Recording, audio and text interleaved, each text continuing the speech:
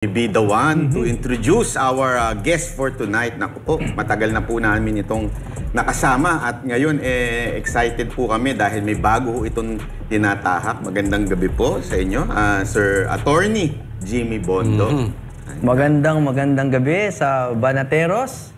Sa wakas, natuloy din po tayo, Boss Dada, Banat Bay, Coach Oli, maraming salamat. Gusto ko lang unang sabihin na napakaganda ng show nyo at hindi po paninipsip to. Napakaganda ng show nyo. Alam nyo kung bakit? Bakit? Lahat naman po ng mga show biased. Pero hindi umaamin. Kayo at least aminado kayo. Ay, siyempre. Siyempre. Ano na yun? Matik na yun. Tayo po tayo naman Hindi, joke lang yan. Hindi kayo biased. Pero I really think you're very effective. A very effective platform. Ayan po, at ito pong si Attorney Jimmy, hindi ako sanay, attorney. Pero Attorney Jimmy Bondoc ay isang senatorial aspirant. At saka talagang ako, for me, itong guest natin na ito, sa sobrang tagal na nating nakasama ito, talagang nakita ko yung pagbabago nito mula sa 2015, 16, yung nangangampanya po tayo. Kay Pangulong Duterte, kasama na ho natin ito. Talagang lahat ng kampanya ni PRRD na andoon nito. At ito nga, sa mga hindi pa nakakakilala sa'yo, pero sure, lahat ng mga viewers natin dito nakakilala ka na. Sino ba si Attorney Jimmy Bondo? Yan yata ang pinaka mahirap na tanong. Sa tuwing na-encounter ko yan, kasi napakahirap pag-usapan ng sarili, no? Pero in a nutshell, ako po, maraming din naniniwala dito, pero ako yung pinakakaraniwang taong makikilala niyo. I am you. I come from a middle class family. Nakapag-aral po kami sa Ateneo pero hindi kami mayaman. So nagsikap ako sa pag-aaral, nasa honors class po ako noon. May raming nahahambugan doon, pero totoo po kasi, honors class ako. Nag-music ako ng maaga. Tapos, nagnegosyo. So, I would call myself a self-made man bago pa man dumating ang politika. Pero nung pagdating po nung 2015 at nakahanap ako ng presidente na gusto kong itaguyod, all out ako, to be honest. With my music, with my own resources, and with my name. Yun ako. That's how simple I can put it. Wala hong sobrang special sa akin. It's just that I have always been honest. Yan ang pinakamalaki kong puhunan. So siguro doon natutuwa sa akin yung Duterte side ng politika na lagi kong sinasabi ang totoo sa kanila at ako ay napapagkatiwalaan nila even in the government position that they entrusted me with. So yun lang po ako. Simpleng tao. Hindi ako naniniwala.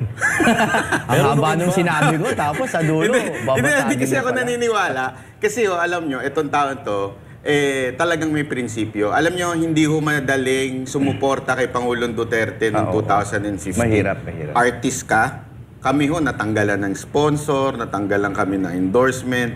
Hindi po ako artista. I mean, yung aking grupo, yung Mocha Girls, natanggalan po si Mocha. Natanggalan po ng show. Dahil, para magpolitika ang isang artist, gamble yun. At saka at the same time, at that time, mababa pa ho si Pangulong Duterte noon. So, hindi pa, isa ho si Jimmy ho ang talagang nagsimula kasama namin na kahit mababa pa si PRRD, sinuportahan na namin and para sa bayan talaga. Kaya sabi kong hindi ordinary itong tao nito dahil nakita ko kung paano ito manindigan. At nakita ko rin noon, 2022. Hindi ho biro yung pinagsamahan natin doon sa 2022. Dahil tayo ay nabatikos din ng sobrang-sobra doon, di ba? Noong 2022 dahil ang ibang sinuportahan namin.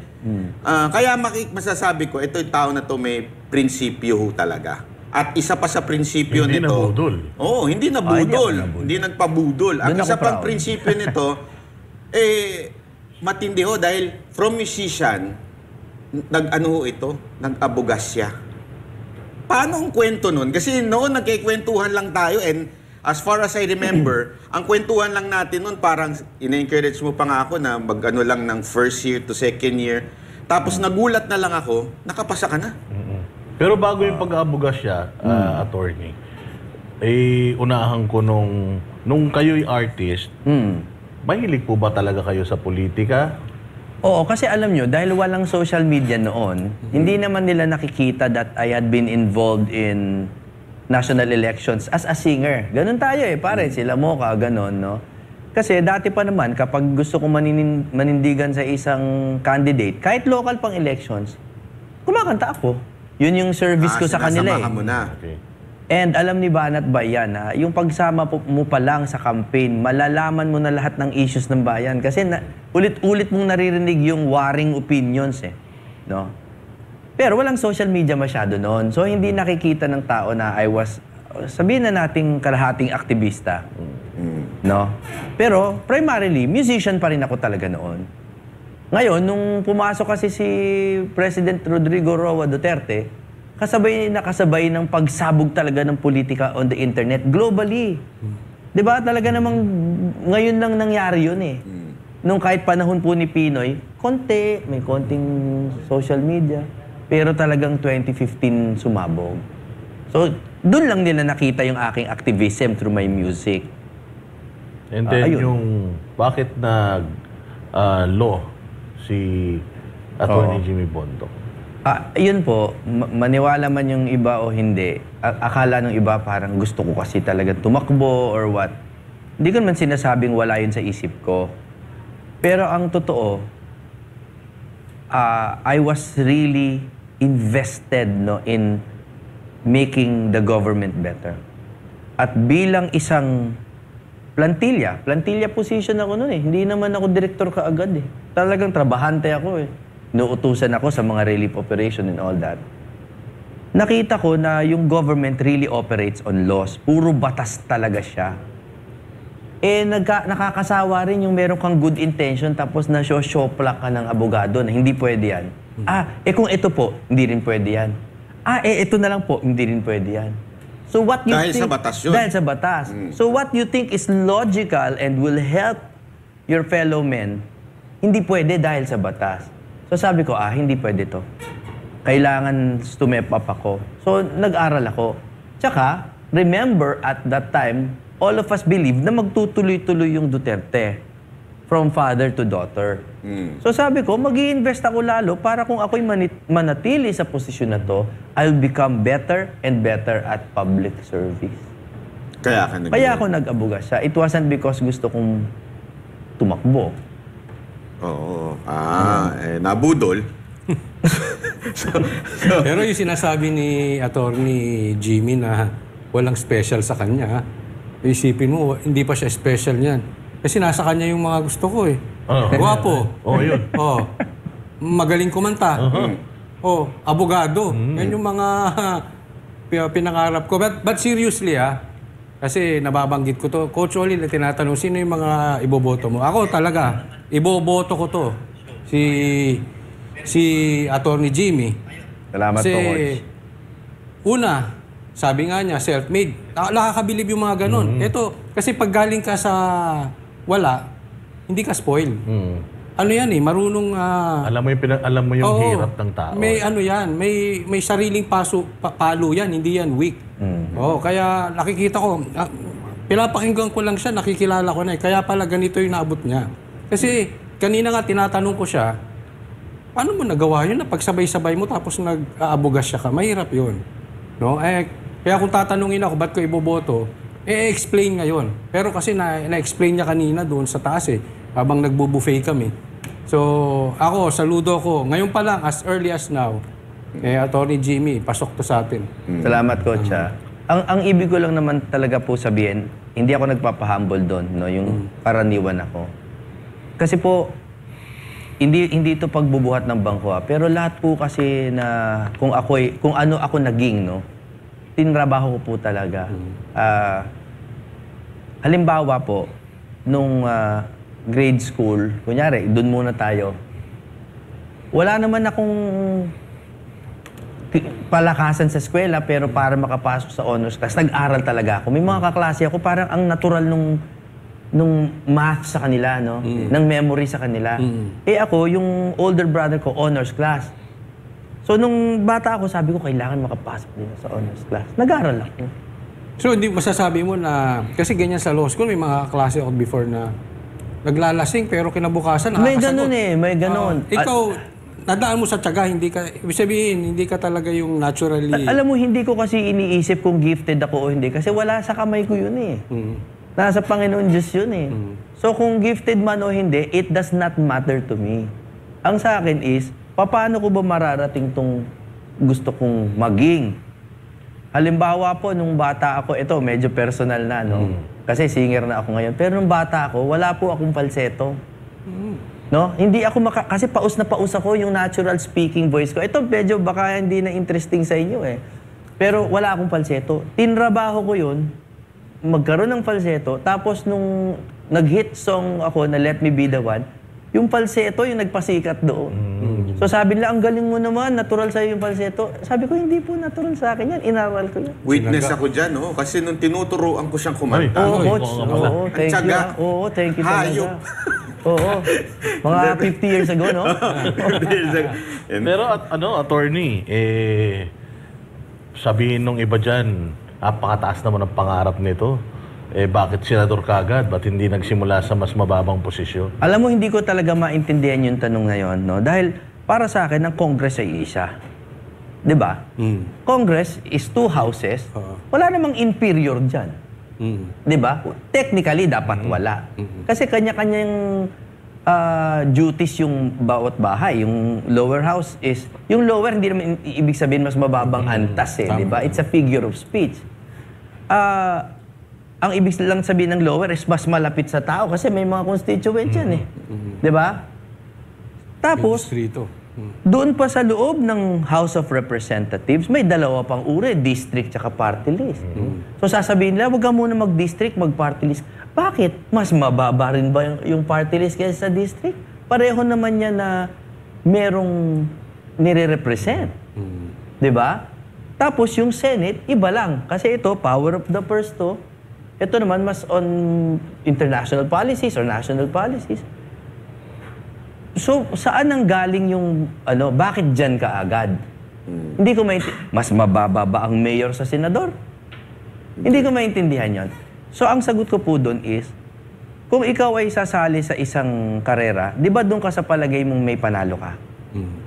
Sa pag-aaral po namin, ang tingin namin, yung isang kauri ko, mas may panalo pa dito, kahit manipis, mas may panalo dito. Kasi hindi single vote. Pag nag-party list ako, mas mahirap manalo, single vote. District, may mga may mga teritoryo yan. Sa Senate, I think I can actually win if on a platform, on a good platform. So, hindi po ako naniniwala na better chance at a quote-unquote lower position. Ganda. So sa pagdating sa platform na sinasabi mo, anong mga plano mong ipatupad o ipasa na bill kung sakasakali? Alam mo, yung matagal nating pinag-uusapan, no? At sa lahat ng interview na sabi ko na, ang number 1 talaga na problema ng Pilipinas, korupsyon. Pero, ang mga tenga po ng taong bayan, pudpud na kakarinig dyan sa anti-corruption. Kasi hindi specific, paano ba talaga i-curb ang corruption? Pag pinag-usapan naman ng constitutional change, allergic naman. Yung buong bayan takot na takot sa So what I can assure you is, our team, our legislative team, actually has a specific law, no? Hindi lang namin nire-reveal lahat ng detalye kasi syempre, unahan din yan no?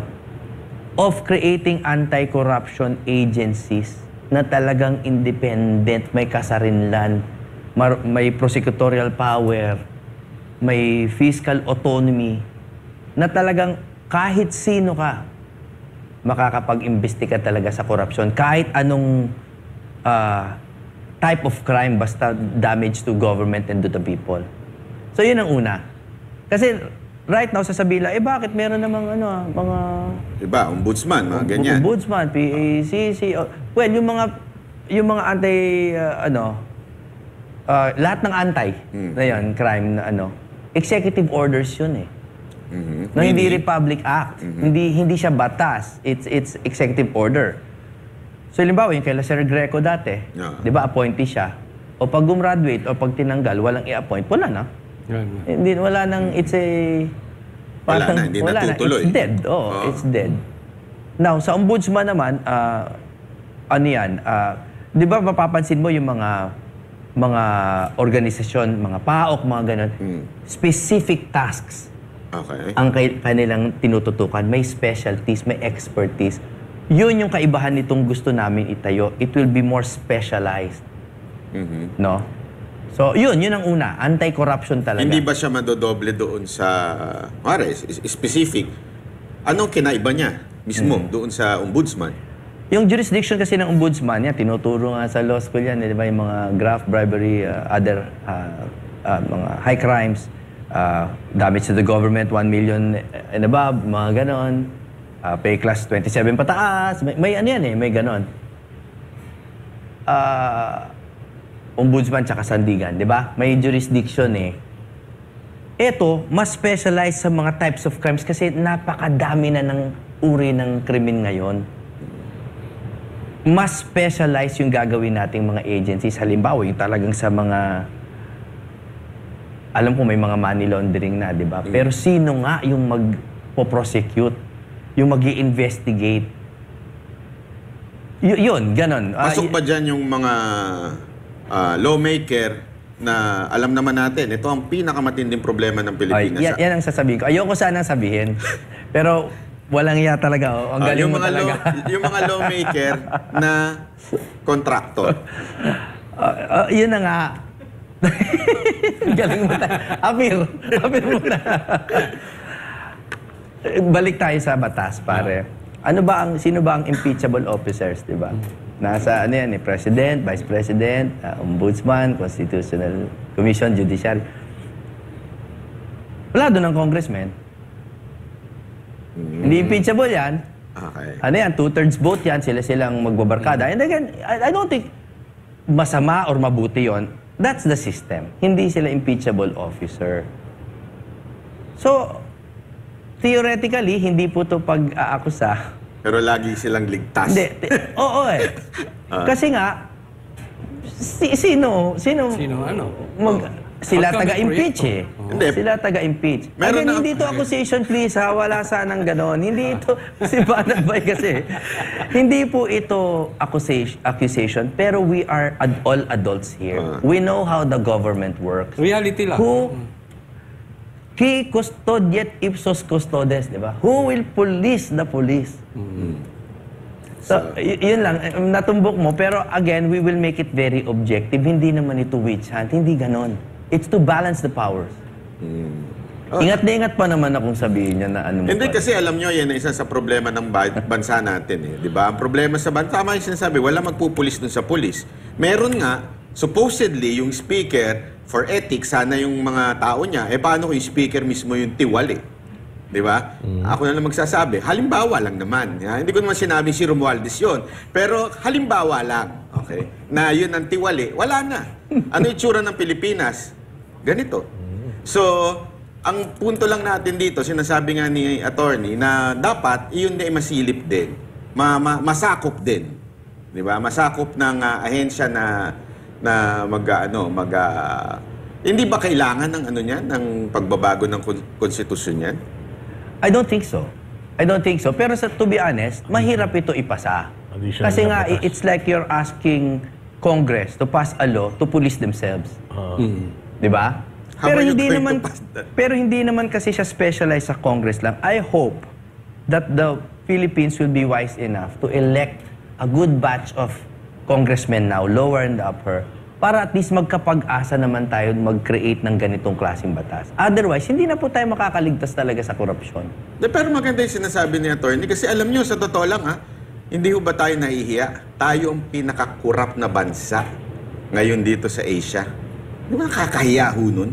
Isipin nyo yun kaya nga may tanong dito Ito medyo malupit na tanong. Agree ka ba sa death penalty ng mga kurap? Alam mo, matagal ko nang usapan namin yan even internally.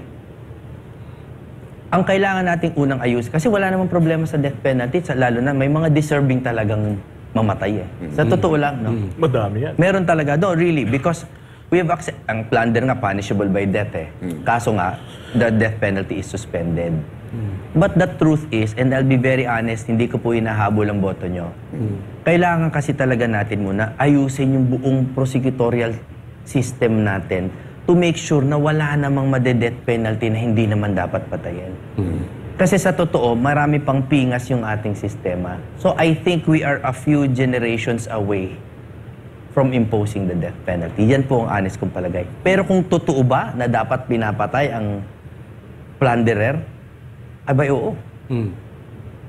Pero remember, Hindi we kaya cannot... maubos. Matira kayo. Baka. Hindi, maganda yung punto ni attorney yung kasing siyempre yung problema natin is, halimbawa, ang nakaupo ngayon, Yun, yan sinasabi ko.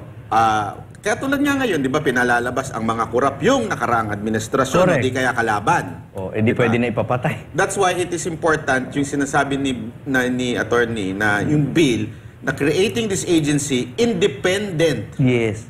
of Makukurap. of this administration or any administration. Dapat nga sana binoboto eh. Yun ang gusto ko sana, no, kung makakalusot yun. Hindi appointed. Kasi pag appointed, salamat po. Pero kung binoboto ng taong bayan, hindi merong mandate of the people. Ayo, maganda yun, tama yun. Iboboto ng mga Pilipino mismo. May mandato. And by the way, I know how this sounds. It sounds lofty. But the problem is big. Yung corruption ay malaki. So anything short of changing the Constitution, no? Ito na yun. Kasi kung hindi, baguhin na nga natin para talagang mawala na yung korupsyon. And again, that's not a guarantee. No? Pero kung hindi pa tayo ready i-change yung Constitution, we have to try to pass these laws. Kahit na medyo ambisyoso. Talagang Pero dito naman tayo sa usual na tinatanong ng mga netizens natin. Kasi umay na raw sila doon sa mga artistang tumatakbo sa politika. Ano ang difference ng isang Jimmy Bondoc doon sa ibang mga na artistang nanalong senador at yung mga dating nag-aspire maging senador? Ako po, hindi ko inihahambing kahit kailan ang sarili ko. Dahil, alam nyo po, ang hinihingi ko lang ay suriin nyo ako. Yun lang. Pakinggan nyo ako, suriin nyo ako, tingnan nyo yung track record ko. Kasi po, kahit nung nasa gobyerno ako, hindi naman ako nag-credit grabbing, hindi ako nag-post sa mga ginagawa namin. Kaya siguro maliit ang kaalaman ninyo tungkol sa akin. Pero ngayon nandito ako sa national stage, telling you my platform, suriin nyo lang ako, yun lang ang hinihingi ko. Pero hindi po ako maghahambing sa sarili ko. Bakit po? Ayaw na ayaw ko po yun, yung sasabing artista lang, or ganito lang, or bakit ba? Pag sinabi bang pare, mabait lahat? Hindi, di ba? Pero ang daming mabait na pare. Pero hindi porke pare ka, mabait ka. Di ba? Pag sinabi kang pulis, mabait ka ba? Nako. Sadali, coach. Ano lang relax. Hindi binabasa Hindi, ako, may binabasa ka lang. Hanapan ako. Hindi, ang sinasabi ko, meron naman talaga nag-uphold, nagsaserve and protect. Meron. Pero hindi porke ikaw ay nasa isang kategorya, ay yun na yung uri ka na tao. So pag sinabing artista, ibig ba sabihin puro laki sa layaw ka lang at luho lang ang inaasikaso mo? Hindi po. Napakaraming artista na talagang may mga matataas na hangarin para sa bayan natin. Vivian Velez. Ang talino. Pwede nga mag-congressman yan pero ayaw tumakbo Hindi, sinasabi ko lang. Pero hindi, maraming ganong eto, urang tao. in fairness, para lang, kasi ang problema talaga dito kay Jimmy, hindi ko ito mayabang. Ito honestly, nung panahon ni Mocha sa OWA, yung tumutulong sa OFW. Mocha, talino yan. Remember dun sa pandemya, ang daming tinutulungan ni Mocha nun sa mga OFW. Isa sa mga hinihinga niya ng tulong nun, si Attorney Jimmy doon sa PAGCOR. Hindi lang kasi ito yung ito yung may tatak Duterte na hindi yung mayabang na ilalagay yung pangalan niya o itong ginawa namin. Hindi ho siya ganun. Epal ba? Hindi siya epal. Talagang yung PAGCOR, basta PAGCOR, sige tulong. Ang dami po naming nahingin tulong through Attorney Jimmy sa PAGCOR na hindi lumalabas. Kasi nga, tatak Duterte, tatak Senator Bongo. Di ba? Ganyan din si Senator Bongo Yan yung pag yan pinagsama-sama mo, nung time ni Pangulong Duterte, Yan lang naman ang tatakbuhan niya. Pag humingi ng tulong si Mocha kay Senator Bongo, hihingi tulong sa PAGCOR. Kasi nandun ang pera eh. Tumutulong without, alam mo yun, na ina-announce. Kaya yun ang problema dito kay Jimmy. Kaya hindi masyadong napapansin. Pero sa totoo lang, ang dami ho na itong natulungan during pandemic at saka nung panahon na 6 years kang nanilbihan kay Pangulong Duterte. Ang dami ho. Kaya tama din yung sinabi niya, hindi porket artista. Hindi maayos, di ba? Kaya ito, isa sa mga, ako, witness talaga ako doon. Ako, naniniwala ako, ito, baka sabihin nyo nang bobola ako. Halimbawa, si Banat Bay, matagal ko nang kilala. Pag yan, kunyari, tumakbo sa Kongreso at manalo, yung influence niya, yung kapasidad niyang mag-interpolate, mag-research, marami siyang tatalunin doon. Ako, Hindi, sinasabi ko lang, I'm not returning the compliment. Ang sinasabi... magkaka-Rolex na ako noon. Hindi, ikaw pa. Wala kang hilig sa pera. Hindi, pero ang sinasabi ko, o pwede ko bang sabihin si Banat Bay, manager lang naman yan eh. Tama. Bakit? Bakit? No? Ang sa akin po, suriin niyo po ako at sana po suriin niyo rin yung ibang kandidato. Kahit po abogado ko, suriin niyo. Baka naman abogado ko pero wala namang kwenta. Depende po sa inyo yan. Pero suriin niyo ako, bigyan niyo po ako ng kahit sandaling panahon ninyo. At baka may kwenta naman pala ako. Pero nasa sa inyo yon. Actually, kanina naririnig na namin. Ngayon pa lang. Di ba? Pansin nyo, ang dami na nating natututunan kay Atty. Jimmy. Actually, kanina nung napanako ako, kasi ang dami, tanggap ka. Tanggap ka nung, siguro, binabasa ko yung mga comments. Siguro, sabihin na natin mga DDS crowd or siguro marami pang iba, no? Pero makikita naman maganda ang tanggap sa'yo ng tao. No? So, anong maipapangako mo sa kanila? Kasi alam natin, sawang-sawa na ang tao sa budol. Na may pinangako, maraming sinasabi, pero pagdating ng nanalo, nag-iibang anyo. So, paano hindi pasisiguro natin na si Atty. Jimmy ay hindi ganun? Hindi ko alam kung paano ko yun maipapangako sa inyo. Pero kasi po, kuminsan nga, itong campaign team ko, pinagagalitan ako kasi hindi nila ako mabago eh. Kasi po, I really believe in just being authentic. No, na talagang kung sino ako, yun ako. Pero hindi lang po yun tungkol sa pagkatao ko. Tungkol din yun sa mga paniniwala ko na kung yan ang totoo kong paniniwala, sasabihin ko sa inyo yan. Magsasabi ako ng totoo. Halimbawa kayo, kaya maraming nanonood sa inyo, they believe that you will tell them the truth. Kasi nakita ko na si Banat Bay lalo na, kasi matagal ko na ang kilala, na kahit dating kakampi, pag nakita niyang alanganin, titirahin niya talaga. No, kasi nga po, if you operate on principle, walang kaibigan, di ba? Pag mali talaga. Meron tayo niyan sa media, kayo yon. Pero, hindi ko alam kung meron tayo nun sa Senado. Yung talagang sasabihin sa inyong totoo, regardless of party lines.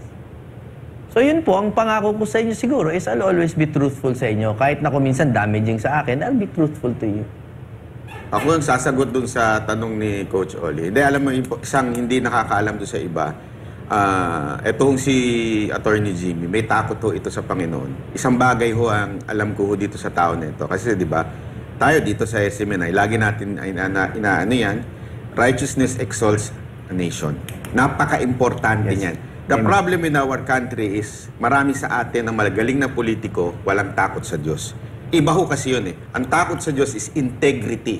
Even if walang taong nanunood, gagawin mo. Ito yung isang bagay na alam ko meron si Atty. Jimmy. Yun, na ito, in line with that, sinabi mo na rin yun. Tanongin kita, kilala ka bilang Duterte supporter. What if, naging senador ka, kaalyado mo yun, Duterte yun, may nakita ka mali, pupunahin mo ba? Short answer, oo. Oo. Pero kasi po, ang problema kasi sa pagpuna ng ibang tao, hindi pa nila alam yung buong kwento, nakikipagpunahan na. Ang kwento po, lalo na sa legislature, layers and layers of information. kailangan aralin mo muna bakit siya ganito yung stance niya, bakit siya bumaliktad dun sa dati niyang sinaba. You have to understand the law and you have to understand the politics behind it. Kasi naiintindihan ko po, hindi po ako purist ha. Naiintindihan ko yung realities of government na kung minsan there are two bad ideas, no? Pero talagang kailangan mo mag-side sa isang lesser evil. That's lawmaking. No? Ganun yun. So, short answer, yes, I will correct them. But through the proper channels. Baka naman gumawa ka na ng malaking gulo, yun pala, meron naman pala siyang dahilan na mahaba-haba na kumbaga sa chess, kinain niya, 4 steps ahead na siya, nahuhuli ka pala pero nagmamarunong ka. So, kailangan po talaga ang pag-aaral. Ito, mga controversial na issue. Ikaw ba'y pabor o hindi? Divorce. Dalawa kasi ang issue sa divorce. Divorce as a concept and the divorce bill as it is presented now. Okay? Divorce as a concept, tsaka natin pag-usapan. Yung divorce bill kasi, binasa ko. Which ano to? Lower o Yung sa Senate? Yung sa Senate. Okay. Kasi, i-consolidate pa yun, di ba? Pero, ang tingin ko, ano ba ang purpose ng Pilipino kung bakit nila gusto magka-divorce? Ang gusto nila, dumali, maging mas mura. Tama? Yun din, more or less, di ba, in layman's terms. Binabasa ko at sa akin pong legal opinion, hindi naman dadali. Hindi naman dadali. Parang nagkaroon lang ng... Marami magagalit kasi may mga iba strong proponents talaga of the divorce Dun bill. sa divorce bill, hindi dadali. Tingin ko hindi dadali. Mumura. Kasi tingin ko hindi kasi you will still need lawyers unless nga may provision doon yung mga ang real and personal property nila aggregate is less than 5 million or less, magkakaroon sila ng parang court appointed na lawyer. Pero other than that, hindi naman dadali, parang iniba lang yung pangalan. So ang sa akin, aralin pa natin. Aralin pa natin kasi ang gusto nga natin dumali, pero hindi naman dumali to the point na isang whim mo lang, pwede ka na maghiwalay. Ayaw mo rin nun, di ba? Gusto niyo ba yun? Hindi, ako iba suggestion ko. Ano? Kunwari naging ano mo ko, Oh. consultant mo ko. Ano? Expiration ng marriage. Renewal na lang. Endo. Di ba every 3 years? Mahal mo pa ako. Hindi. Di pirma ulit tayo. Ito nga yung sinasabi ko, dun sa mga tao na kunyari gusto talagang padaliin yan. Kasi ako, ayoko dumali.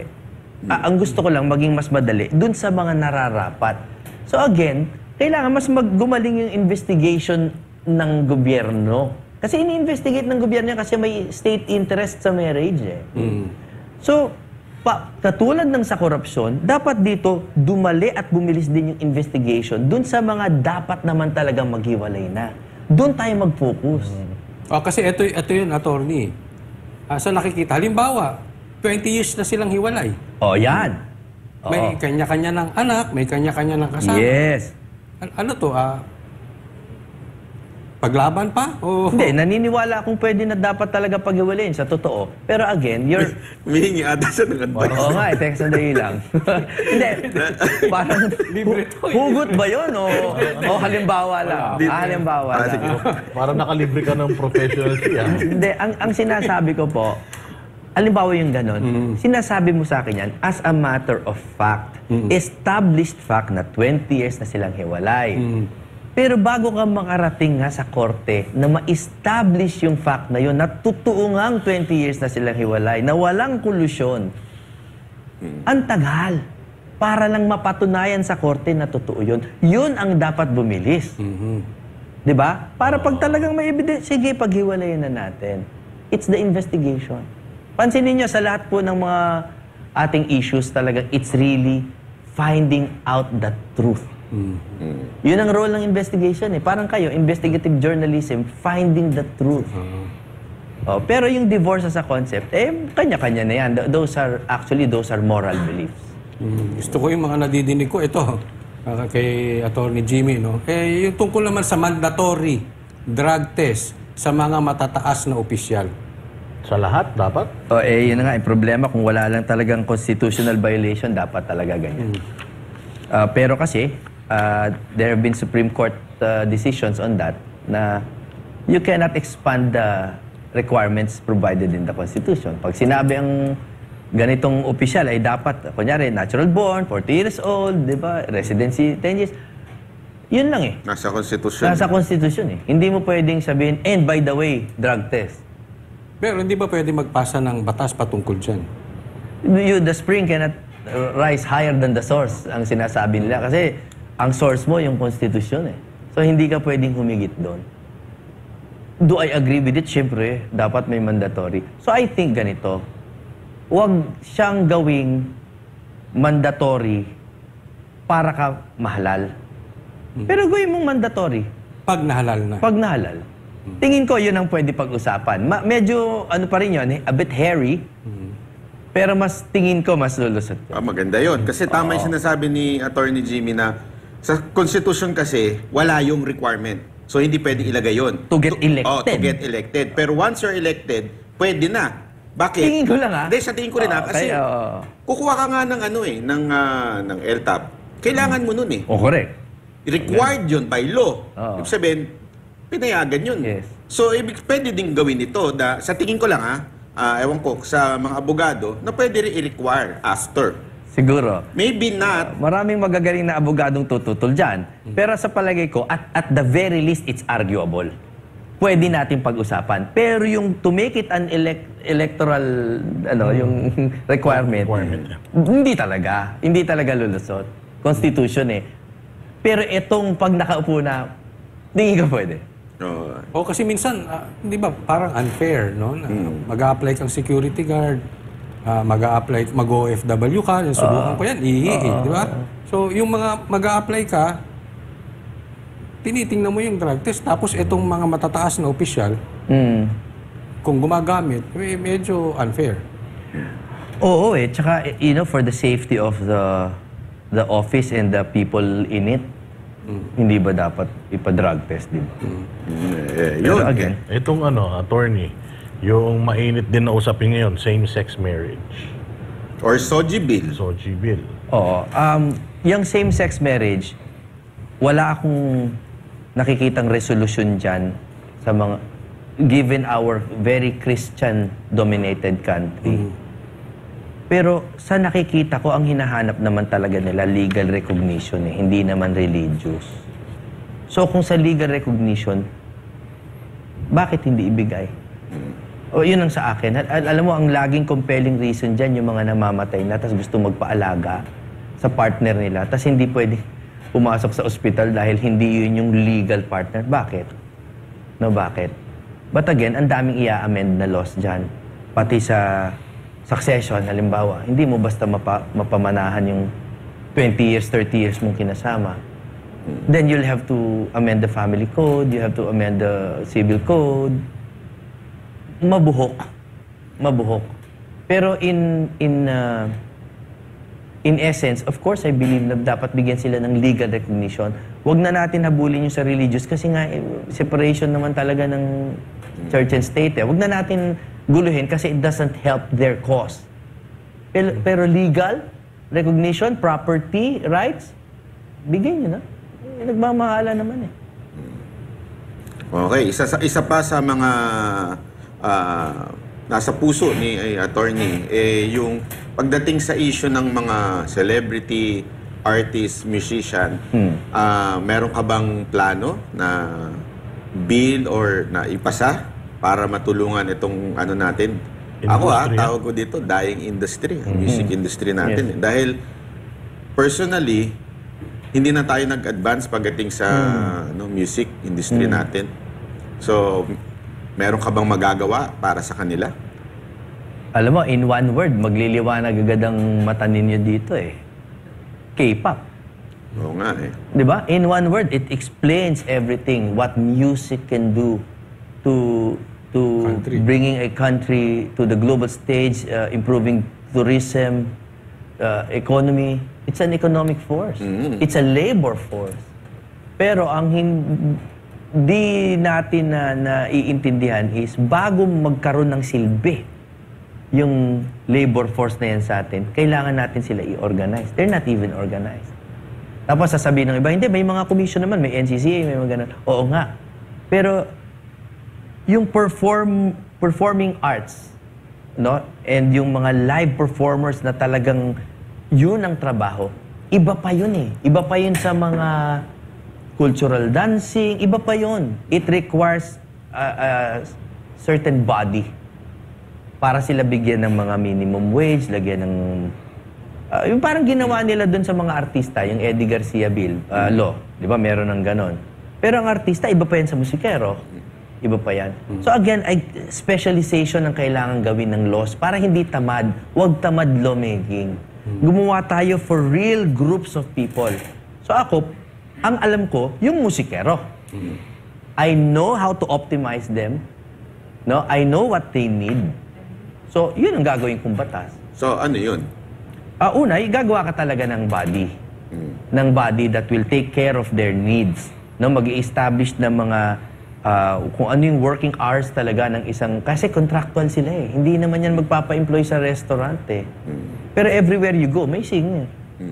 Diba? Sa campaign, kumukuha tayo ng singer. So, dapat isa-isahin yon kung ano yung working hours, kung ano yung rights sila, kung ano yung minimum wage, para hindi sila nagpapatayan sa pababaan sila ng presyo hanggang sa bumababa na tuloy yung antas dahil pamura ng pamura, dahil doon na lang tayo sa isa, 350 lang sinisingin eh.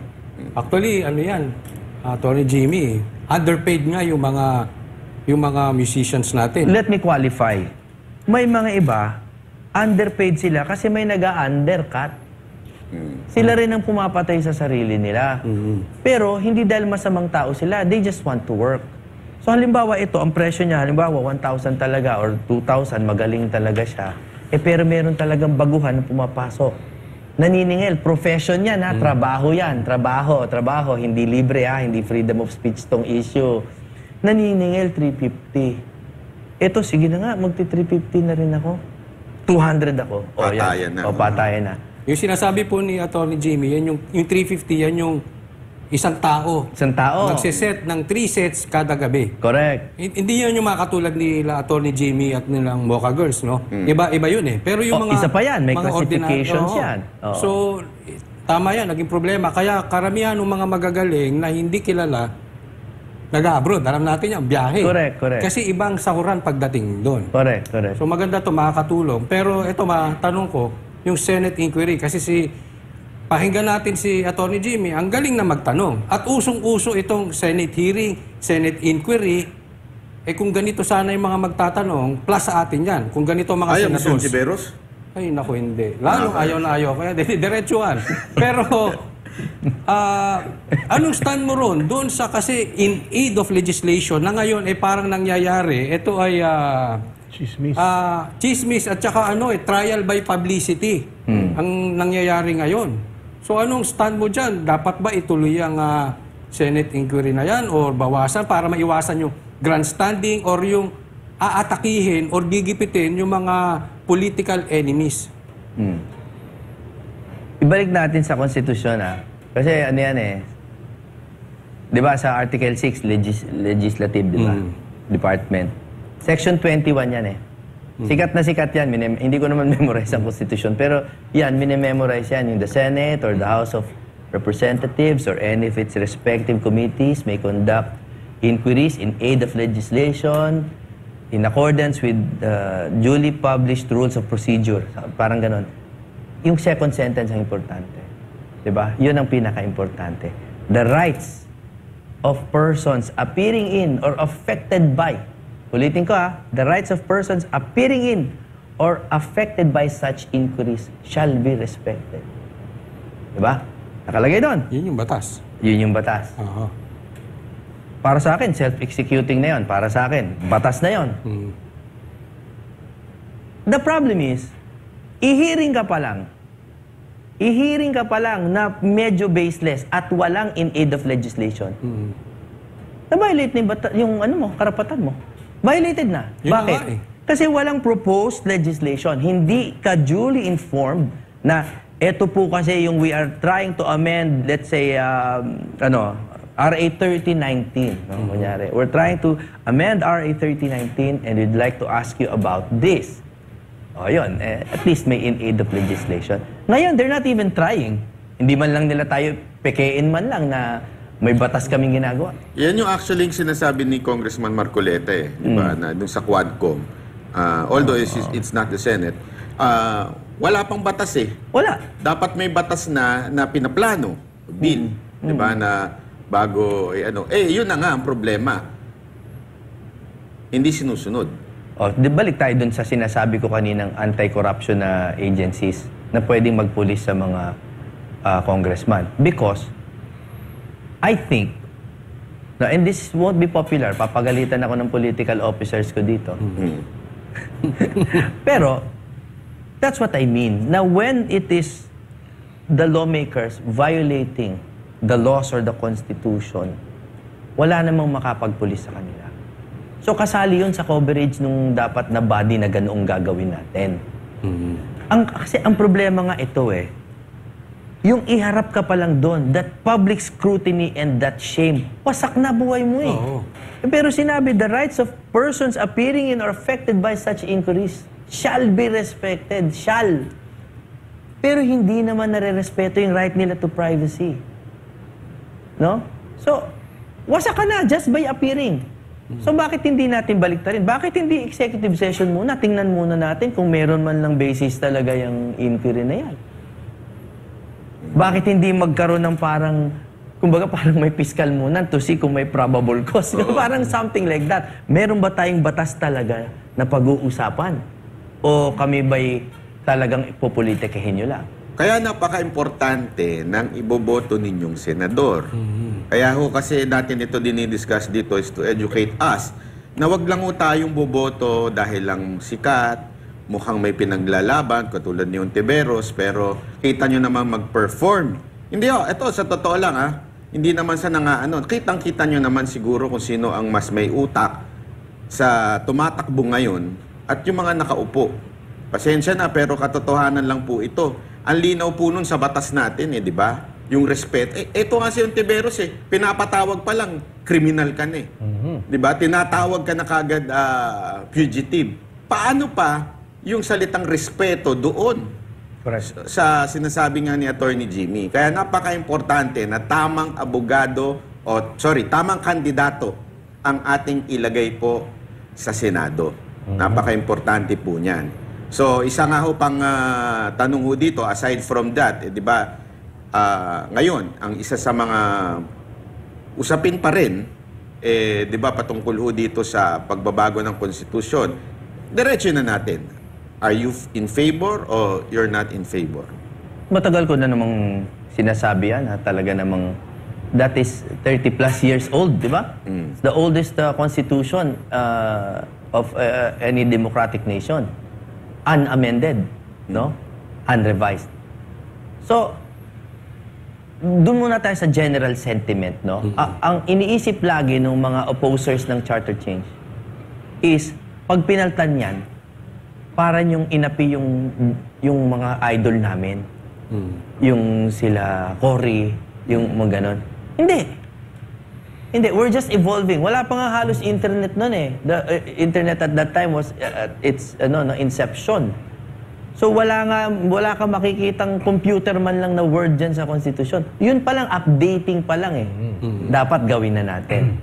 Number 2, there have been thousands of cases in Supreme Court jurisprudence, in jurisprudence, na pininpoint na kung ano yung mga vague sa Constitution. Why don't we start with that?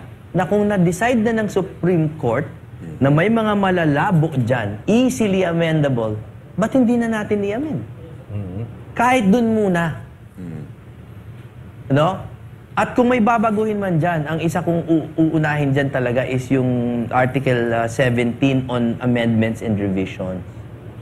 Dapat tanggalin na yung mga phrase na parang once every 5 years lang siyang pwedeng baguhin and all that. Dapat pwedeng baguhin yan. Hindi kaya, attorney, medyo delikado. I mean, I agree. No? Oo. Ano na yan Outdated. Matanda na Outdated Kaya na, lang, obsolete na yung yung iba. timing, baka hindi kaya magamit yan for term extension at alam natin medyo Yes. pumuporma na yan. Correct. Kaya nga ang sinasabi ko, sa totoo lang, I'm not hopeful, no? Hindi naman mukhang madali. Kaya nga iba talagang sinasuggest, the extreme na mag-revolution na lang daw, that's what they say. But that's why we should just isolate at least kung anong easily amendable at gawin na. Pa-prove muna natin na kaya natin siyang baguhin. Wala munang revision. Amend muna. I-amend natin. Wag natin baguhin yung mga terms. Doon muna tayo sa economic provisions kung gusto nyo. And the mistakes, kasi may mga mistakes. Pinoint out na ng Supreme Court yung mga mistakes. Or yung mga vague. Hindi mo alam kung voting separately or voting jointly on certain matters yung dalawang bahay. Linawin lang natin yung mga ganon. Relax muna tayo sa federal, although I'm in favor of that. I've been open about that. I've been open about my desire for parliamentary. Pero revision na yon, mabigat yon. Let's just prove first na kaya nating baguhin yan. Kahit yung mga obvious. Baka may magliwanag. Isa na dyan, yung freedom of the press. Oh, di ba? Kasi parang yung mga vloggers, yung iba, hindi nila kinoconsider as member of the press or media. Correct. Bakit hindi? Pamamahayag naman yon. Di ba? Yung stuff like that. Yung mga dapat... Actually, yan nga yung sinasabi ni Attorney Jimmy, yung may jurisprudence patungkol doon sa crime aspect ng libel. Meron ng desisyon ng Supreme Court dyan na hindi dapat yan na as crime. Pero ngayon, yun pa rin ang lagay nung yung libel na yan. Alam ko yan, pamilyar ako dyan eh. Marami tayong ano dyan. Ha? Ikaw? Sa live eh? Ay, ganun ba? Nakano ko lang eh. So, ibig sabihin, ikaw ba? Sa tingin mo, ang libel dapat i-decriminalize? Yes. Pero kasi, iba naman yung... kasi iba yung fighting words eh. No? Meron talagang words na talagang halos... kunyari, sedition na. Words lang din yon. Pero, I think it's the degrees. No? Pero yan naman, pwede naman sa revised penal code na lang yan pag-usapan. Hindi naman kailangan yan sa konstitusyon. So, that's easier to change. No? So, I just think we have to recognize the degrees of speech. Iba-iba yung degrees. No? Pero kapag mga against politicians, ang dami ng ruling dyan na ang politicians should not be onion skin. No? US versus Bustos yun. Sikat na sikat yung US versus Bustos, di ba? Nabati ko si Congressman Zaldico. Well, speaking of yun naman, kanina doktoran ko yung sinabi mo, banat ba ya? Yung mga nasa gobyerno ngayon na para mas magagaling pa yata na yung mga kumakandidato pa lang. Example, si Pastor Apollo Kibuloy, tumakbo siya bilang isang senador. Yung nasa Department of Justice, yung ASEC sa Department of Justice, sinasabi na it's a mockery of the democracy. Si Utoy. Yung pagtakbo ni Pastor Apollo Kibuloy. So, ikaw, sa personal na opinion mo, ang isang tao ba na kinakasuhan pa lang, dapat bang, or pwede bang tumakbo? Or matatawag mo bang mockery yon sa demokrasya, yung pagtakbo ni Pastor Apollo Kibuloy? Yung iba nga, convicted na, senador pa. Congresswoman pa. Ano yan, ha? Convicted child abuser. Matakbo pa. Alam mo, napaka-simple ng sagot dito. You cannot thwart the will of the people. Hindi nyo pwede talaga i-disenfranchise ang voters. As a matter of fact, yan ang laging issue even dyan sa mga dynasty issues or whatever. Ang kailangan nating ayusin talaga, yung electoral system, so that at least sure tayo na yung nananalo ay yung talagang binoboto ng tao. No? So ang sa akin, let people run. Let them waste their money if they want to waste their money. Let them run. Ano bang problema tumakbo sila? Basta maayos yung electoral system. Pag sila ay binoto, then they deserve to be there. Sino tayo para... At kung may krimen sila, ituloy pa rin yung kaso. Total, abandoned na yung Aguinaldo Doctrine. Yung sinasabi nilang kapag nahalal ka, condoned na yung dati mong mga administrative offenses. Wala na yun. Na-overturn na yun nung yung Carpio Morales versus Binay and Court of Appeals. So, ibig sabihin, tumakbo ka. Kahit may kaso ka, tumakbo ka. Pero tuloy yung kaso kung gusto nyo ituloy. Attorney Jimmy, ito ay lagi kong tinatanong sa mga na-interview kong tatakbo. No? Tanungin ko na rin sa iyo, kung sakali lang naman, yung mga pinangako mo, yung mga binibitawan mo, ay hindi mo matupad. Kasi sawa na nga ang tao sa budol eh. Ikaw ba, are you willing to resign na hindi ka kapito ko na magkukusang loob ka? Hindi ko nagagawa yung aking trabaho, resign ako. Okay. I will answer na mahaba-haba ha. Mahaba-haba. Go. Ang trabaho po ng tao sa Kongreso, lower or upper, ay hindi lang naman magpasa ng sarili niyang batas. Ito rin ay bumoto sa batas na sinasang-ayunan niya na makakabuti sa taong bayan. And you can actually be of service kahit na politically baka mahina ka pa, you cannot yet sponsor a bill. Kasi ano rin yan barka-barkada rin yan sa totoo lang. No? So, on my maiden voyage, hindi ko po talaga ipangako yan na maipapasa ko yung mga gusto ko. Pero sisimulan ko. Pero you will stand on... Kasi yung iba... Ang Tatayuan ko yan. Nanahimik na... Ay, hindi. Kumontra pa dun sa kanilang... Hindi ako shy type, pare. Hindi ako tumatahimik talaga. Alam mo, sa totoo, yung sinasabi ko sa inyo, karaniwang tao ko, hindi po pa humble yun. Karaniwang tao lang talaga ako. Pero, bilang karaniwang tao, nakapagsalita ako at dininig naman ako ng no less than the President of the Philippines. Alam mo, naniniwala naman ako na may some form of democracy pa rin namang umiiral sa bayan natin. That if you talk some sense, may makikinig naman sa'yo. Hindi lahat, pero meron. So ako, tatayuan ko lahat ng mga sinasabi ko sa inyo na campaign promises. Susubukan ko ipasa yan and I will learn. Kasi merong learning curve yan na kailangan mo matutunan kung sinong kakaibiganin mo doon. And that you can pass laws without corruption. Kasi ako talagang ayoko ng corruption talaga. Pare, galit na galit talaga ako dyan. So, kung hindi ko pa maipasa lahat yan, I'll try at least one. Gusto ko at least one. Halimbawa, yung anti-hospital detention ko na platform yun.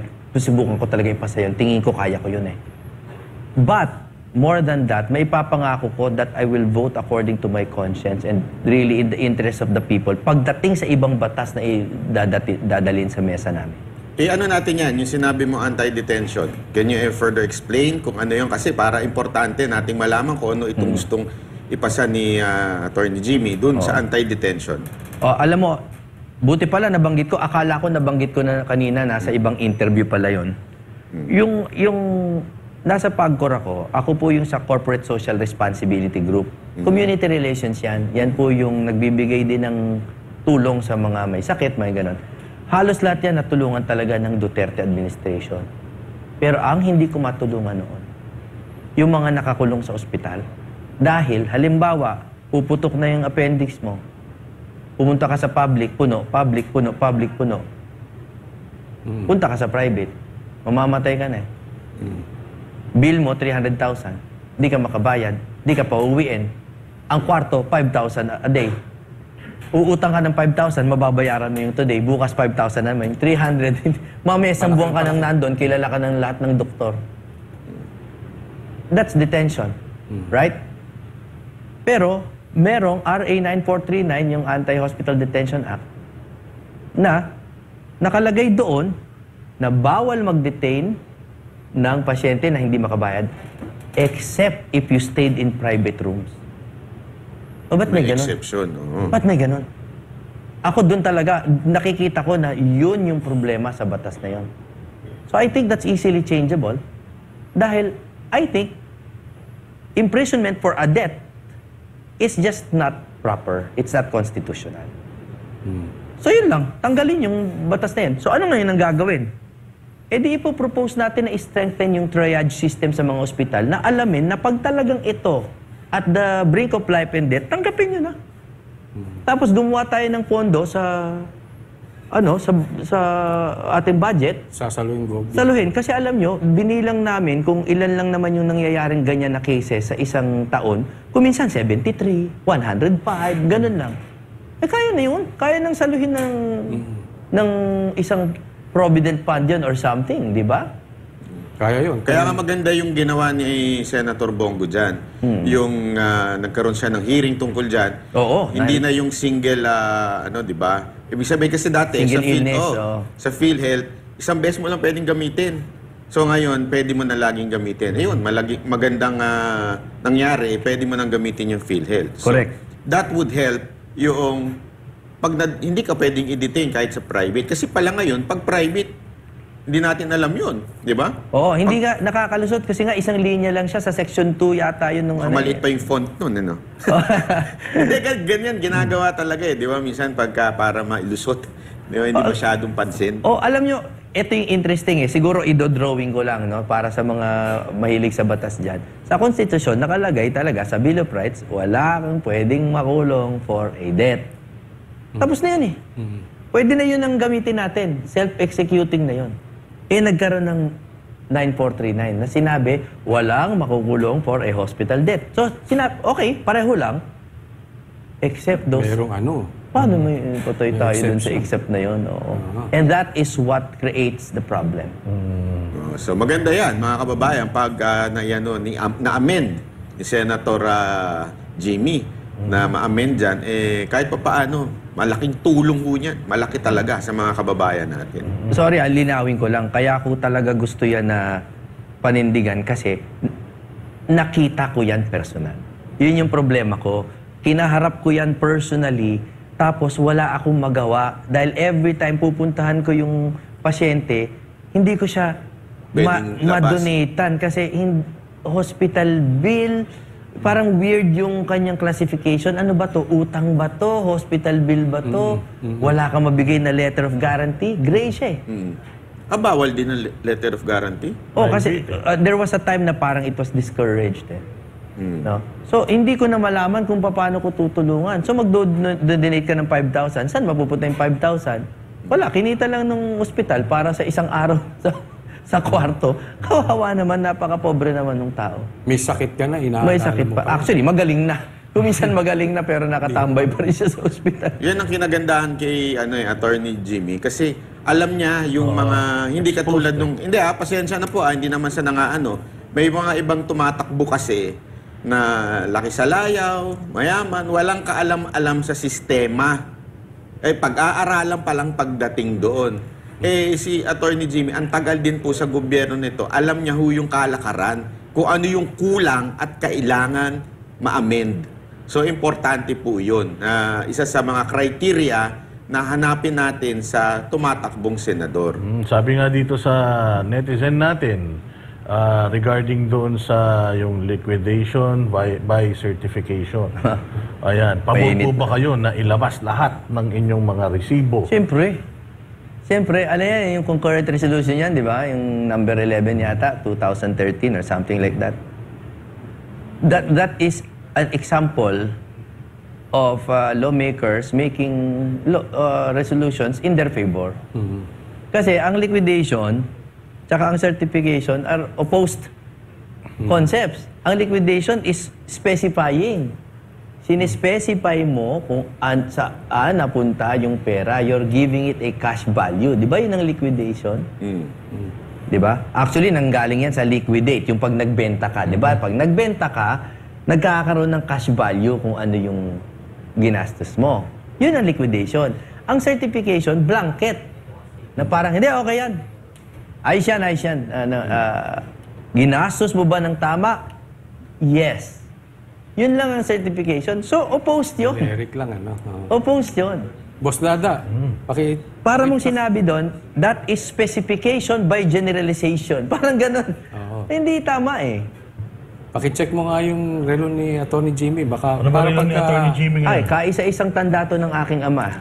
Rolex ito ng daddy ko, who, by the way, death anniversary niya October 10. Pero naman karapatan to. Sa tindi ng hit song nito. Oo. Alam ko, budget nito. Yung panahon na, ay grabe ho. Ito, isang galing din sa netizen natin from Kinusap. Efren. Hindi, alam nyo, ito para lang sa grabe yung budget nito nung Let Me Be The One, pambihira. Bayad din ang bumili. Hindi, ng maganda. dalawang relo. Maganda makita rin Sila yan. yung mga performer na pag pumunta sa isang bar, ginigiba yung dingding para magkasya yung mixer nila. Oh, ano yun eh. And totoo yung bar na yan, kung nalulugi na, kunin mo to para siguradong mapuno. Naalala niyo yung mga panahon na gano'n?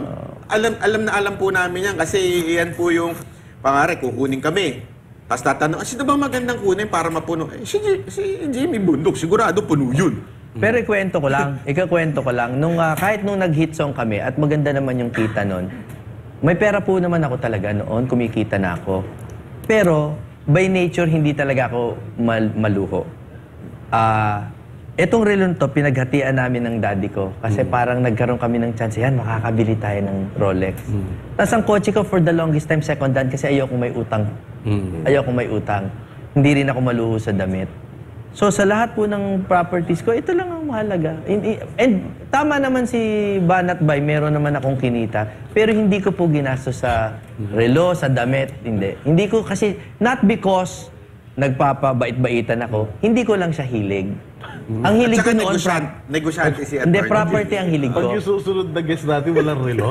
Kasalanan ni Coach Oni. Lahat na lang Hindi, alam mo ngayon si Atty. Jimmy may bar, di ba? Yeah, may bar meron, and meron. restaurant. Aromata. Negosyante ito. Ito yung tipo ng ito yung artist na hindi yung one-hit wonder. Ito yung artist na may utak na pag kumita, magnenegosyo. Star for all season. Ganon yun. Kaya nga kita nyo hanggang ngayon, pag gumawa ng kanta, hit pa rin eh, di ba? Ganon talaga ang nito, style ni Atty. Jimmy. Oh, basahin maganda natin yun, itong ano, ha? Maganda yun kasi, at least ngayon, di ba? Paano kung nanalo? Tapos biglang, tinan nyo. At least ngayon pala, nakita mo, meron na. Hindi, alam nyo, bago pa yung isa kong pangarap dati, lumabas sa Billboard. Kasi sino bang hindi nangarap na lumabas sa Billboard? Correct. Tapos lumabas ako noon dati sa isang concert, kasama ko yung mga acoustic. Tapos nakaganyan ako. Suot ko na tong relo na to, 2004, 2005, nakaganyan ako. Hindi ko naman sinadya, dahil sinusuot ko lang siya lagi.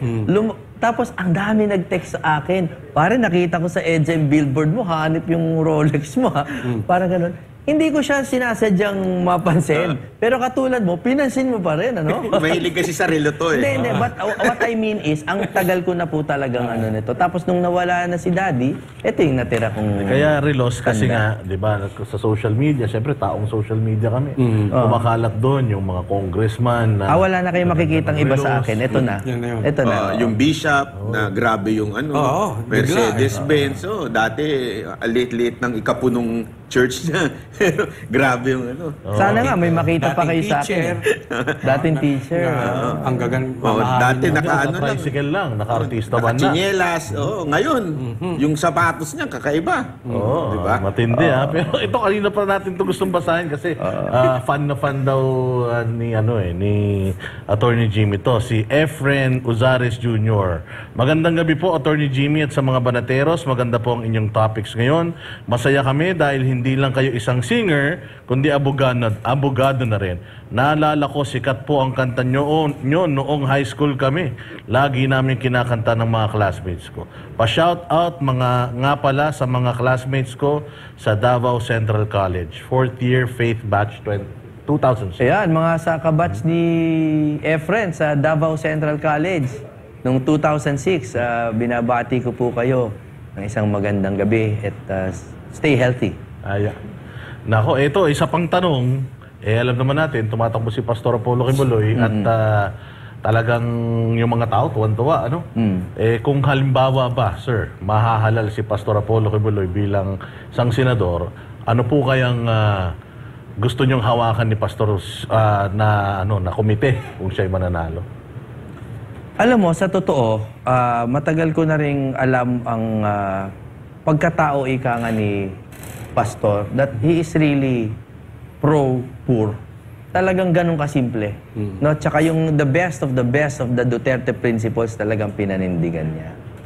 So I really think anything aligned sa mga Duterte principles na komite, pwede niyang pasukin. As a matter of fact, yung nangyayari sa kanya ngayon, he can use that para maayos niya yung mga committee either sa mga police or sa good governance or kung ano, anything that applies to yung personal niyang nararanasan ngayon. Who will police the police? Yun. Kasi nakikita niya ngayon kung saan yung error dun sa sistema and he can use any of the committees no, para ma-improve niya yung, para hindi na uulit or hindi mangyari sa iba yung ginagawa sa kanya ngayon. Tatawa si boss. Public order, pwede sa... Ikaw ba, kung sakasakali, anong gusto mong hawakang komite? Ayan. Hindi, ako naman, sa totoo, syempre, hindi naman ako ilusyonado at ika nga sinasabi ko sa inyo. I'm willing to be vice chair muna sa mga committees on health, halimbawa kaila Senator Bongo, kasi malapit talaga sa akin ang health eh.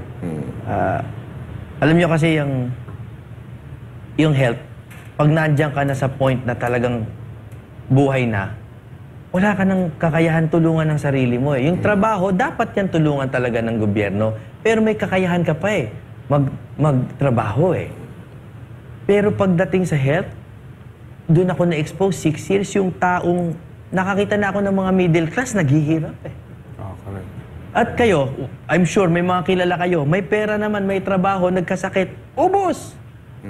Years and years, decades of dedication to a craft, ubos sa isang sakit, isang cancer. At the very least, dapat sinasalo ng Estado yun. Yun lang. Yun muna. Kaya napakalaking issue ng PhilHealth, pare. Kailangan talaga yung health ayusin natin. Actually, yan ang pinaka-isang pangit sa Pilipinas eh, yung Oo, health system. talaga. Care Kailangan system. talaga. Sa ibang bansa, wala kang worry eh. Di ba pag nagkasakit ka, enjoy ka pa nga eh. Kasi kahit pa paano, sagot ka talaga. And I mean, sa health, I also mean preventive, ha? Yung talagang ano tayo ng programs na talagang turuan ng tao na umiwas sa chichirya. Kahit magalit pa mga sponsor, huwag na natin isipin yun. Hindi kasama dyan yung mga nose lift. Hindi. Preventive.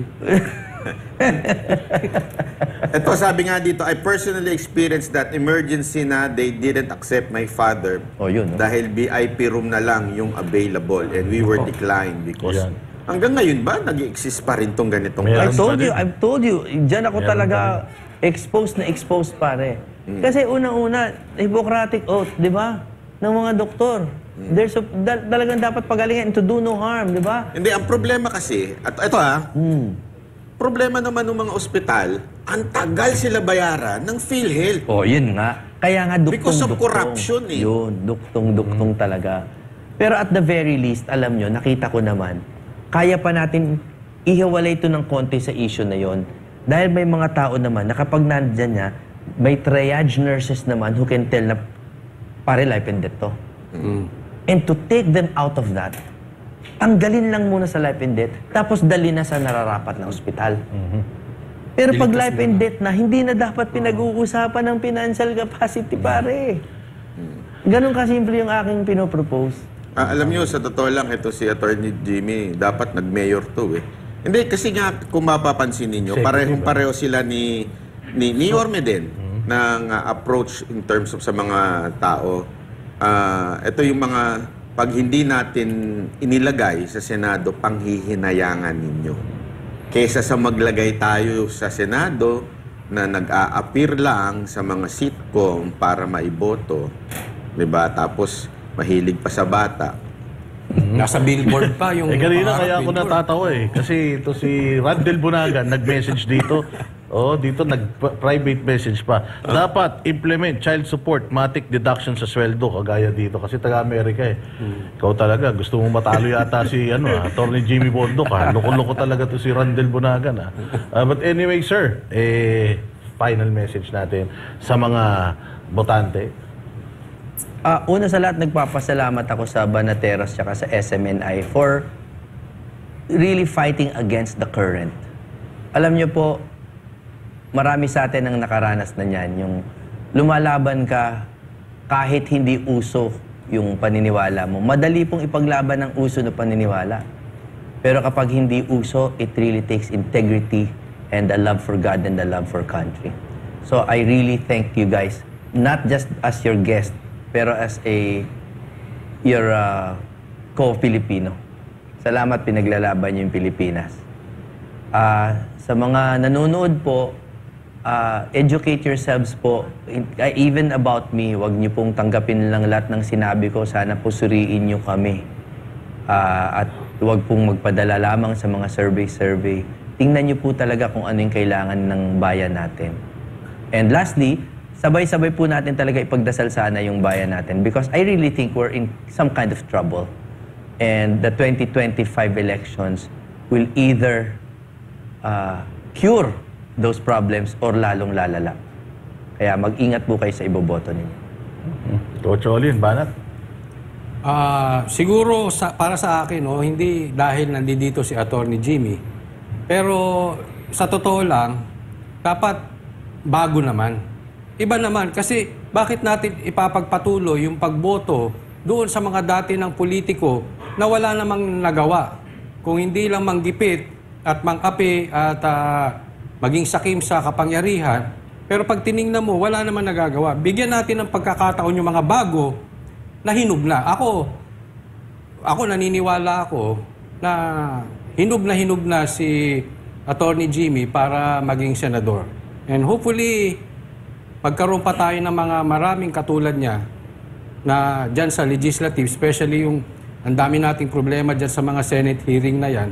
So, eto na. Ngayon, nasa sa inyo kung palalagpasin nyo pa ito. Boss Dada. Ako, naloko na tayo noon. Siyempre, ang dami ng mga naibotong mga kandidato na alam natin hindi naman karapat-dapat na nandiyan dyan. Pinipresenta ng Banatero sa inyo yung mga kandidato para, at inaalam natin kung ano yung kanilang mga magagawa para sa bayan, para inyong pagpilian. So, vote wisely pagdating ng eleksyon, hindi lang porket sikat, anak ni ganito, anak ni ganyan, namatay yung asawa. Ano na natin yan? Tapusin na natin yan. Kung sino talaga yung makakatulong sa atin, doon tayo. Yun. At ako naman, itong gustong-gusto ko yung sinabi ni Attorney Jimmy na 2025 will make or break our country. Na malala na ho talaga ang nangyayari sa bayan natin at napaka-importante ng mga susunod na leaders ng ating bansa. At dahil dyan, alam nyo, marami siguro nagsasabi sa inyo, naku, hindi kaya mahirapan si Attorney Jimmy na manalo dahil alam naman natin sa Pilipinas, kung sino yung sikat, kung sino yung may pera, siya ang nananalo. Kaya nga po, kami po'y nananawagan, yung mga ganitong klaseng interview, mga ganito, i-share po natin, even if hindi ho sila Duterte supporter. Mas importante nga po na hindi sila Duterte supporter, i-share natin kasi hindi naman po tatakbo si Attorney Jimmy dahil siya ay Duterte supporter. Tatakbo siya kasi meron talaga siyang magagawa sa bawat Pilipino na nangangailangan ng boses nung nanggaling sa baba. Isa ho yan si Attorney Jimmy. Kaya i-share ho natin. Wag lang i-share na sa social media, i-PM natin, copy link natin, ibigay ho natin sa messenger sa mga kaibigan natin kahit hindi po natin paniniwala sa politika o kakulay, i-share ho natin para ho makita nila sino ba itong si Attorney Jimmy Bordong. Maraming salamat po at sa susunod uli natin. Thank you, Attorney Salamat Jimmy. po sa inyo. This Monday, Attorney Sal, you had your column, sa The Manila Times, itong counterpoint, at hindi natin natalakay kahapon. Pag-usapan natin itong patungkol sa naging affidavit ni retired Philippine National Police Colonel na nagsilbi din as Chief of Police sa Davao City at Cebu, and inappoint ni former President Rodrigo Duterte bilang General Manager ng Philippine Charity Sweepstakes Office na si Regina Garma. You said in your column, Attorney Sal, that various media outlets in the reportage of the Garma affidavit made it appear that a close ally of former President Duterte had turned against him and was spilling the beans on Duterte's drug war. You also said that mainstream media indefinitely silenced undiscerning citizens and gullible individuals tend to believe the slanted news voiced by most of the mainstream media, which has given prominence to the incessant false narratives and attacks against Duterte and VP Sara while maintaining a deathly silence on the people's creeping discontent and disgust over the present administration's failure to govern the country effectively. So what's your take on this, Attorney Sal, na ngayon na nasa camera, andun held in contempt si Garma, nandun sa camera at patuloy pa rin pagdinig na ginagawa nila Attorney Sal. Anong take mo dito sa naging affidavit po niya? Una-una, di ba si Ernest Dharma, PC Chairman, nakakulong? Tama ba? Yes, yes. Right. Nakakulong siya. At nakakulong siya dahil sa walang bagay na tanong na hindi niya masagot. Sapagkat unang-una, ang tanong, improper na, invasive pa, at subjective pa. Ang tanong, malapit ka ba kay Pangulong Duterte? Alam mo na, pag tinanong ka niya, paano mo masasabing malapit ka? Ang feeling mo, malapit ka nga kay Presidente Duterte. Presidente Duterte, hindi naman malapit sa'yo. Madaling sabi, hindi dapat tinatanong yun eh. Pagkatapos, dahil lamang dyan, ikinulong siya. To my mind, that is illegal. Maling-mali. That is an abuse of authority and abuse also of discretion na you can cite in contempt in the aid of legislation. Ngayon, so yun ang kalakaran, nakakulong po siya. At ilang araw na. And there is the probability na matagal siyang makukulong.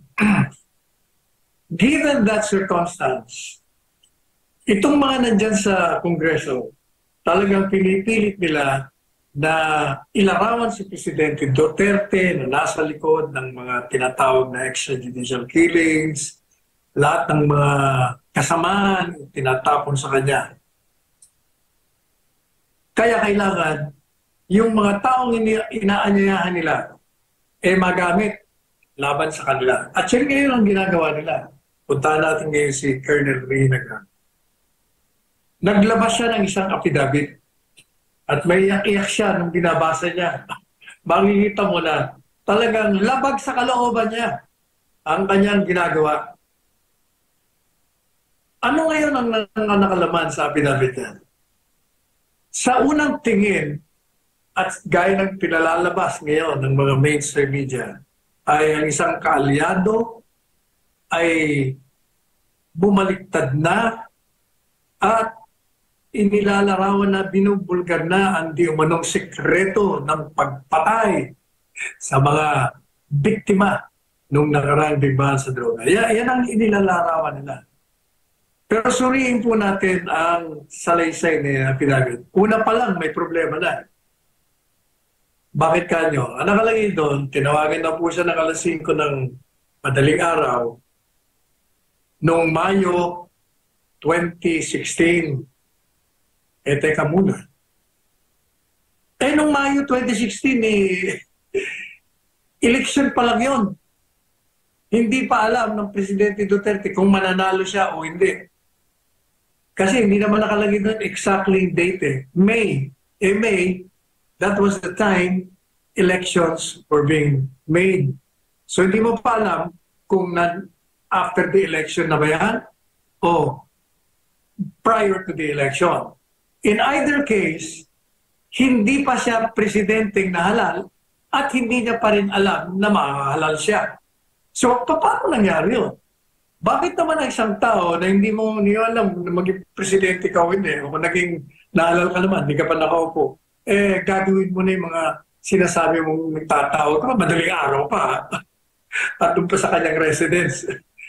Yun po hindi nakapanipaniwala. Number 2, sangayon sa kanya, merong Davao Model Plan. At yung Davao Model Plan daw, yun ang ginamit para naging matagumpay, yung laban sa droga nung siya ay alkalde, si Presidente Duterte. At nagkaroon daw ng mga tinatawag na rewards and payments. Nagbabayad daw ng malaking pera. Kaya sinasabi niya, yung Davao Model, teka muna, ang tanong ko ganito. Wala kang sinasabi sa affidavit mo dun sa Davao Model na ikaw ay bahagi nung ikaw ay naging Chief of Police, Police Director at CIDG Chief dyan sa Davao. There's nothing there in the affidavit na sinasabing kasama ka doon sa Davao Model. And in fact, subsequent to the paragraph, meron kang binabanggit na di umano, inalok ka na sumama dito sa gagawing pag-replicate nung ginawang Davao model sa Davao. At itinanggi mo, hindi ka sumama dahil sabi mo, wala kang karanasan, wala kang experience sa ganung mga labanan. O, ang tanong ko, kung totoo yung sinasabi mo na wala kang karanasan at tinanggihan mo, di ibig sabihin, number one, hindi ka talaga involved doon nung ikay nasa Davao pa dahil wala kang karanasan eh.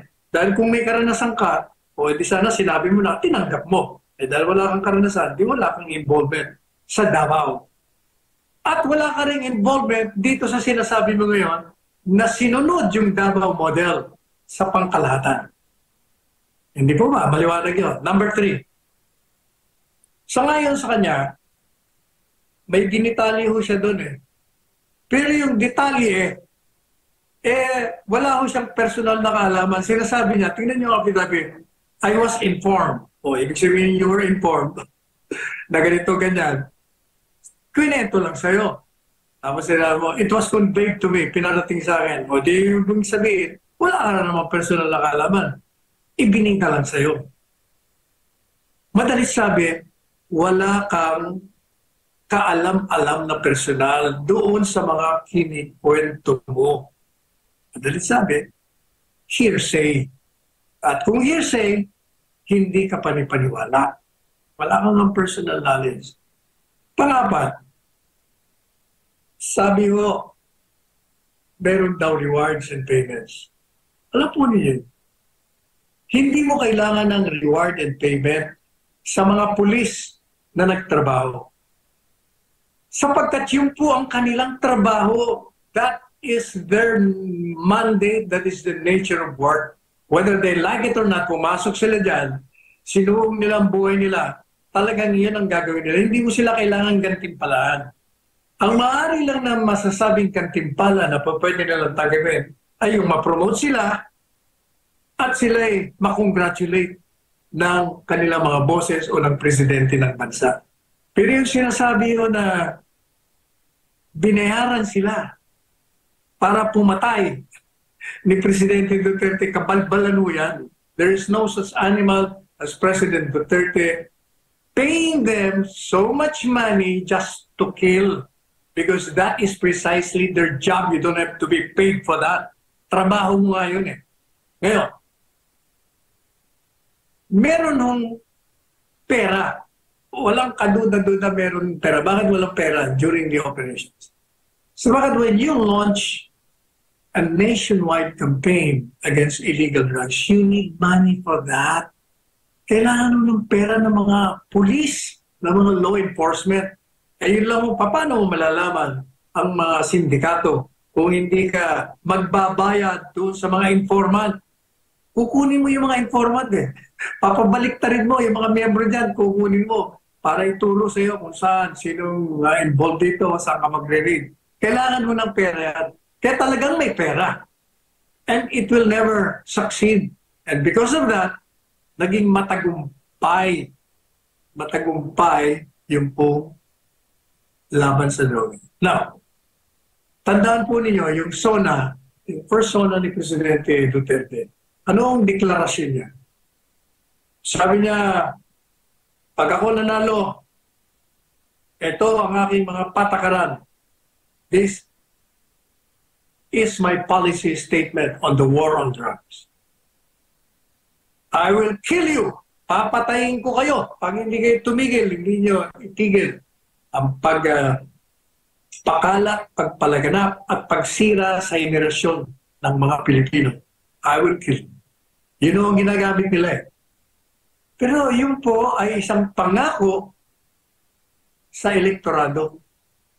Na yung elektorado naman nakikinig at dahil sa kanyang pangako na binitawan, yun po ay naging bahagi ng isang kontrata ng isang kandidato at sa bumuboto sa kanya.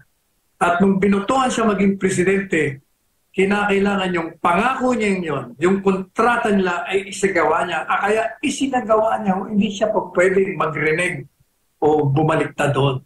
Kaya nga nung first SONA niya, sabi niya, sa mga pulis, mga law enforcement, I'm declaring war on drugs. Kaya gawin nyo ang trabaho nyo. Susuportahan ko kayo. Yun ang ibig sabihin ng susuportahan. Kasi ang mga reklamo ng mga pulis doon, kaya ho sila takot manghuli.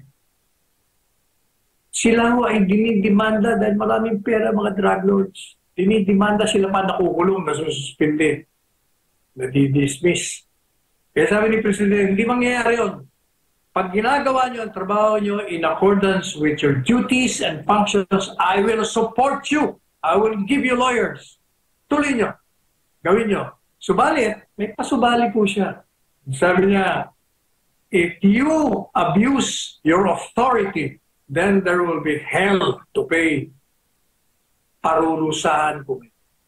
Kaya yung sinasabi niya na doon naman sa mga drugista, mga drug lords, papatayin ko kayo. Ibig kong sabihin lang, simple. That is a policy statement, which means I will pursue you to the ends of the entire archipelago, prosecute you and put you behind bars. Ikukulong ko kayo.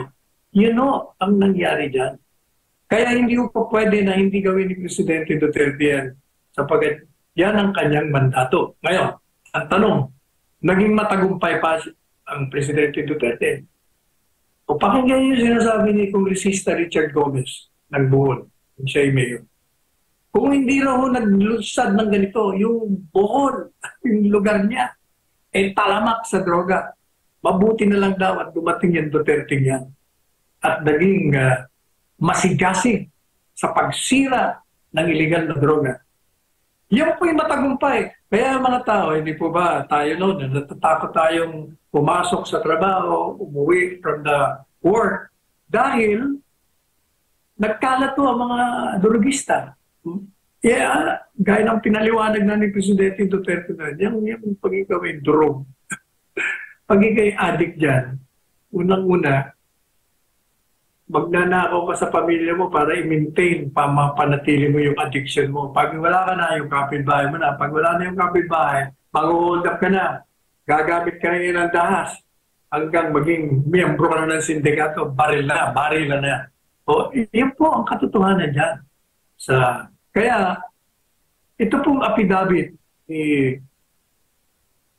Colonel Garma, sinasabi nila, na smoking gun, di umano, smoking gun, sabi niya, ako, ito na, ebidensya. Ako, hindi po.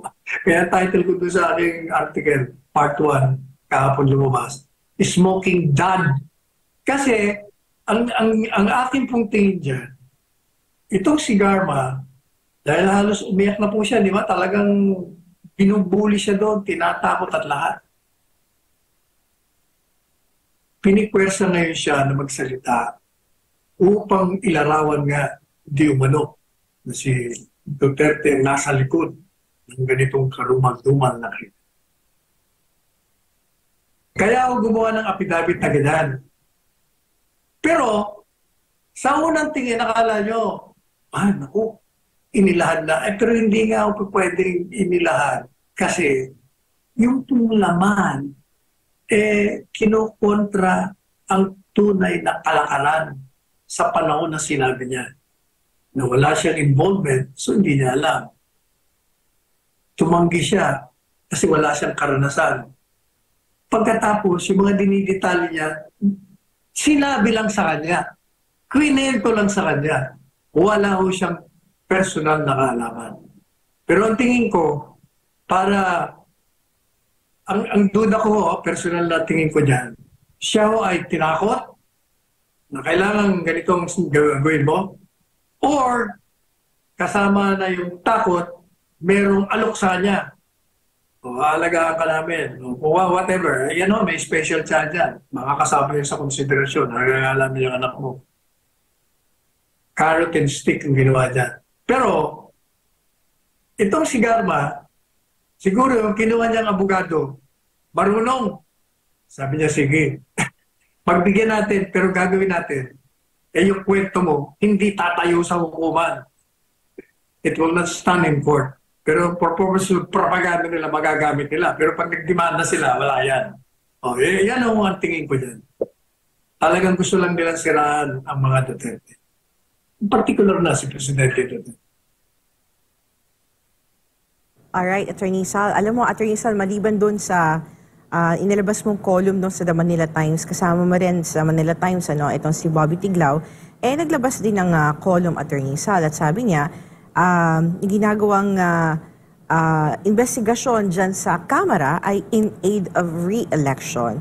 And it has been a long-standing joke, ika nga sabi niya. Doon yung mga ginagawang inquiries ng iba't ibang komite ng Kamara.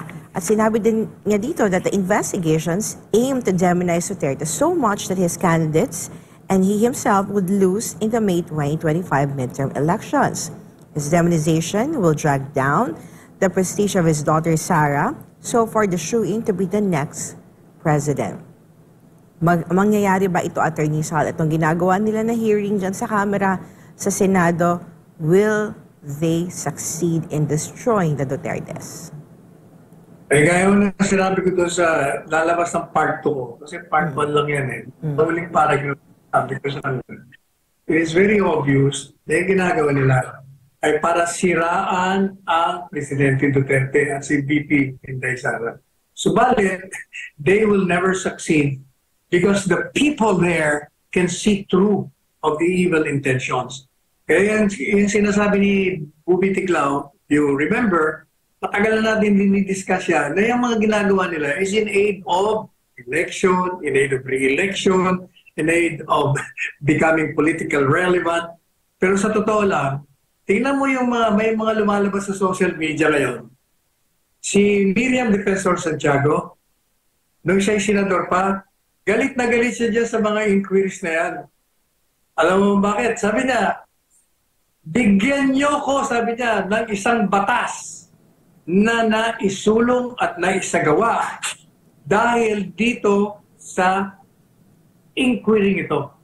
Hindi totoo, walang batas kasi nga, yung mga inquiries para matulungan ng mga lawmakers na magsagawa ng mga batas na makaka-amyenda, makakaklaro o mapaipapalit dun sa umiiral na batas.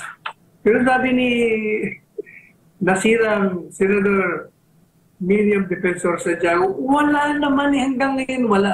Ngayon, hinahamon ko po mga miyembro ng Kongreso, Senador, mga kongresista.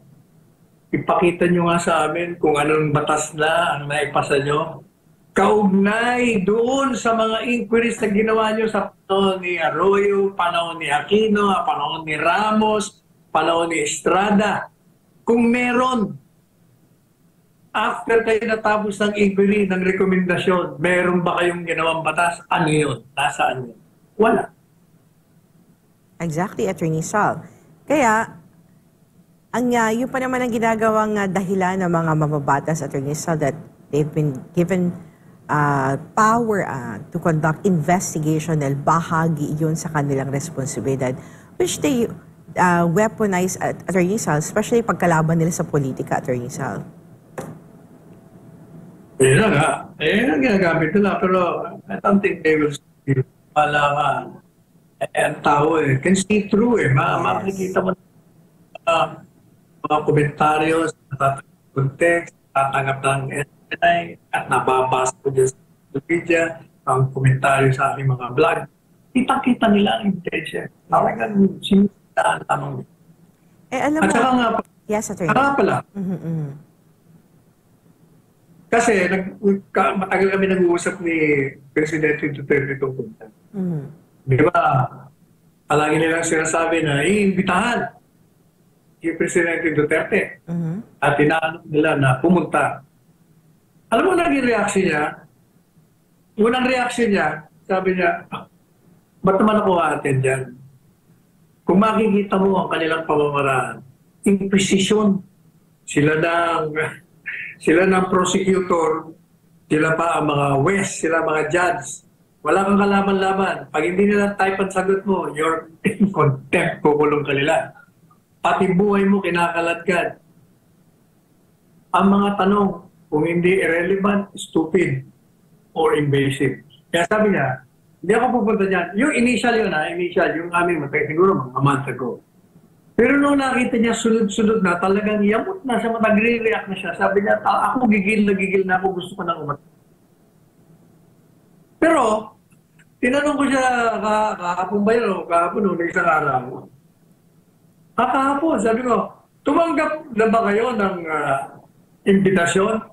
Sabi niya wala. Sabi ni Barbers, ito, nagpadala na raw sila ng 2 beses na imbitasyon. Wala akong tinatanggap. Sabi ko, baka naman ako maling address, baka pinadala na, baka pinadala sa Malacanang. Pero sabi ko, so pupunta ka kung makatanggap ng imbitasyon. Pupunta ako para maturuan ko sila ng tamang prosedimento sa kongreso kasi naging kongresista siya, abogado ko siya. Pangalawa, sabi niya, pero may condition ako. Anong condition ko? I will attend provided they ask educated questions. They do not ask irrelevant questions. They do not ask stupid questions. They do not ask invasive questions.